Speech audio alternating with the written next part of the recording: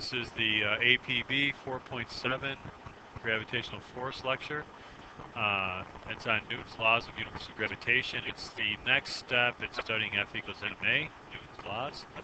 And in F equals ma, we look at various forces, and one of the forces we look at is the gravitational force between two masses.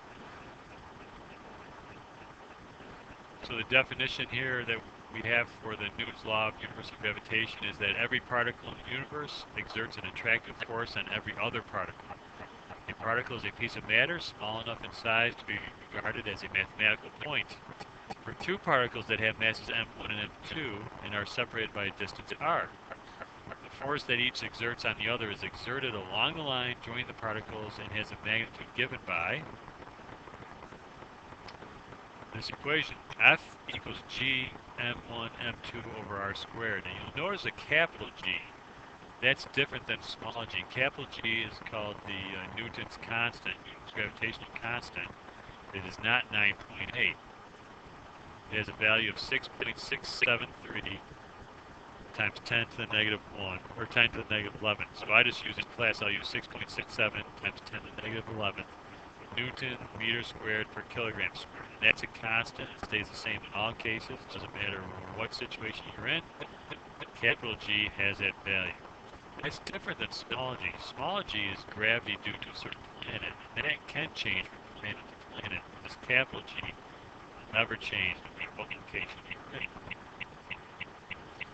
So here we have two masses a certain distance away.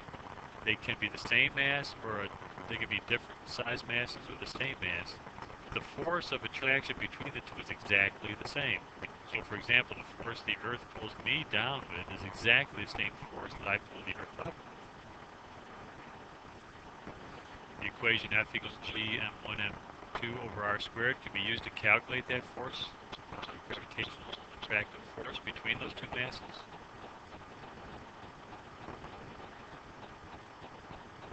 So let's go ahead and do an example problem.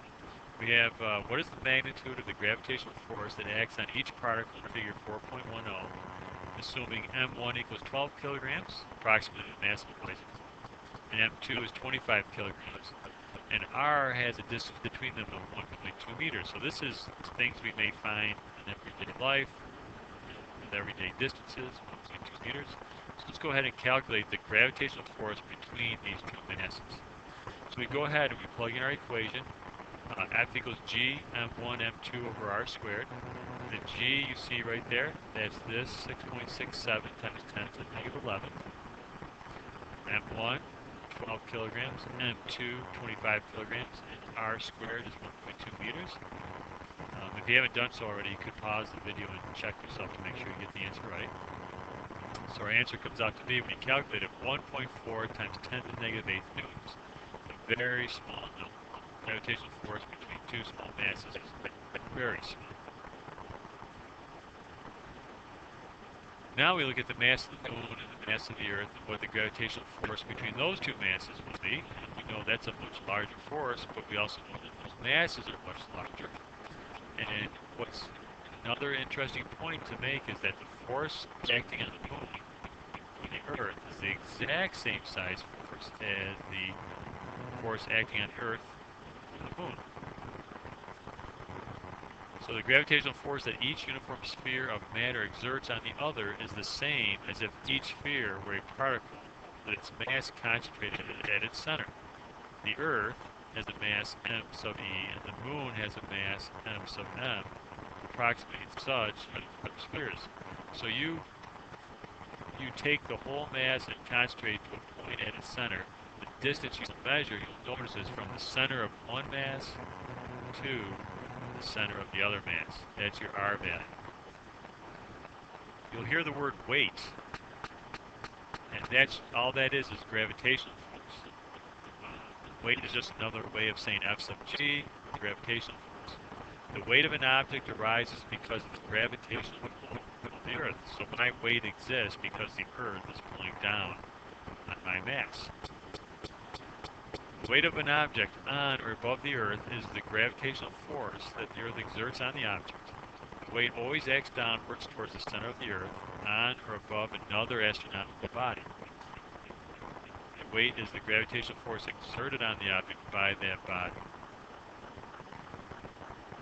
Instead of doing F sub g, in those cases, if we're talking about weight, we can just use capital W. You can still use that F sub g, but sometimes you're going to see W, and actually sometimes you'll see this small w as well. But some you'll see weight equals g, m1, m2 over r squared.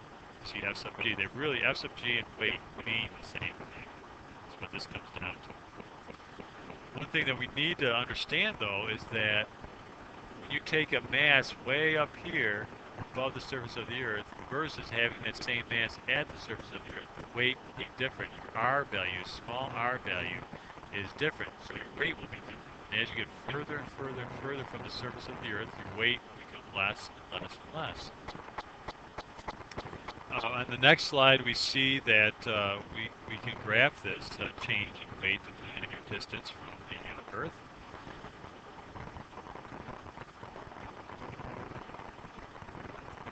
This graph shows that as you get further and further out, if you have a weight of 1.0, as you get further and further out, it goes to 0.8, 0.6, 0.3, 0.2. And this is times 10 to the 5th newtons, is the weight of this telescope. So it's 1 times 10 to the 5th right at the surface of the Earth. And then as you get further and further out, if you get out a distance of 20 times 10 to the 6 meters, all the way out here, you see your weight is way down here. It's like 0.1 times 10 to the 5th newtons. You can see this inverse relationship between distance away from the center of the Earth and the weight of the object. The weight of the Hubble telescope decreases as it gets farther from the Earth. The distance from the center of the Earth to this telescope is listed as r. So here we have an example problem. It says the mass of the Hubble telescope is 11,600 kilograms. Determine the weight of the telescope when it is resting on its Earth and as it is in its orbit 598 kilometers above the Earth's surface. When we first do this, we plug in, we use this equation g m2 over r squared, and we plug in the g that is always the same value. The mass of the Earth you can find in the front of your textbook of 5.98 times 10 to the 24th kilograms, and the mass of the telescope is 11,600 kilograms. The r value, the distance from center to center, is 6.38 times 10 to the 6 meters. Now, they don't tell us that in the problem.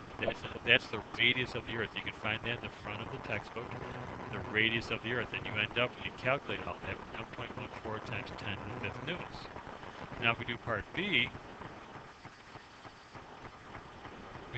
you have to add in 598 kilometers, which is 598,000 meters, to that 6.38 times 10 to the 6. You add it to this bottom number, and you plug it back in, you do your calculations, and you come up with your new weight that's further out. So you just got to make sure the only number that changes here is this bottom number, this r value. You add 598,000 meters to this r. The next thing we're going to look at is the relationship between mass and weight. Weight down here, weight can be calculated, you see, two different ways. Gm1 m2 over r squared is one way, or if you know the gravity of the planet you're working with, you can find the weight by mass times gravity.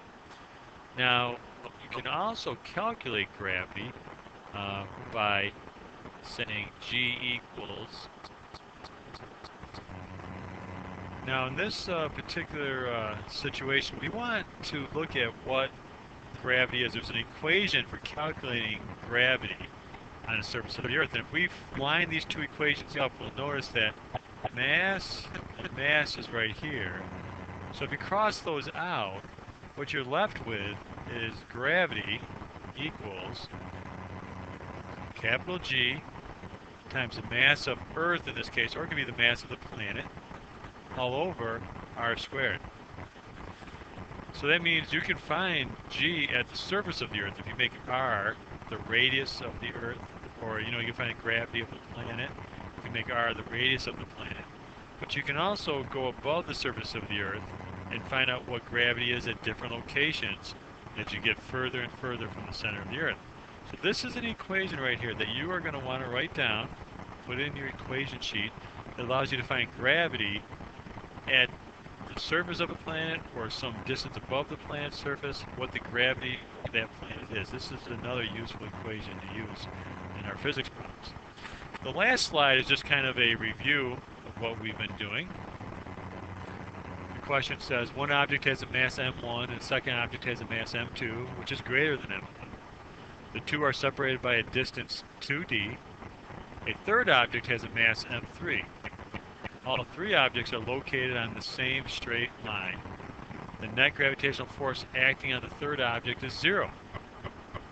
Which of the following drawings correctly represents the locations of the object? So I want you to look at these 4 situations and see if you can figure out which one matches what we've just been talking about. It's right here for now. So please pause the video and then you can figure out which one it is.